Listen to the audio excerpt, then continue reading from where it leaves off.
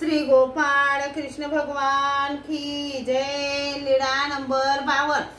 पराभूत मठ पतीला मठाचे दान। एका मठात संन्यासी राहत होता। त्याचे 2 शिष्य, एक त्यांची सेवा करीत असे व दुसरा पाठांतर करीत असे, अभ्यास करीत असे। बऱ्याच दिवसानंतर संन्यासी मरण पावला आणि दोघा शिष्यात भांडण झाले। एक म्हणे हा मठ आणि पुस्तके माझी, दुसरा म्हणे ज्याला पुस्तक वाखाणता येईल त्याचा मठ व पुस्तके। नंतर त्यांनी सभा बोलवली। सभेपुढे सर्व सांगितले। सभेने म्हटले ज्याला पुस्तक वाखाणता येईल त्याचा मठ होईल, म्हणून पुस्तके आणली व ज्याला वाचता येत नव्हते त्याच्या हातात दिली, तेव्हा त्याला ती वाखाणता आली नाही। नंतर दुसऱ्याच्या हाती दिली, तेव्हा ती त्याला वाखाणता आली, म्हणून मठ पुस्तके त्याला दिली।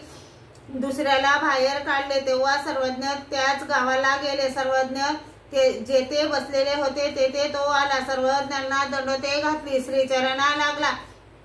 सर्वज्ञांपुढे सभेने दिलेला निकाल सांगू लागला। सर्वज्ञांनी सांगितले तुला मठ व पुस्तके मिळतील, अजून तुझा हक्क कायम आहे। तो म्हणाला पण जी मला पुस्तक वाचता येत नाही।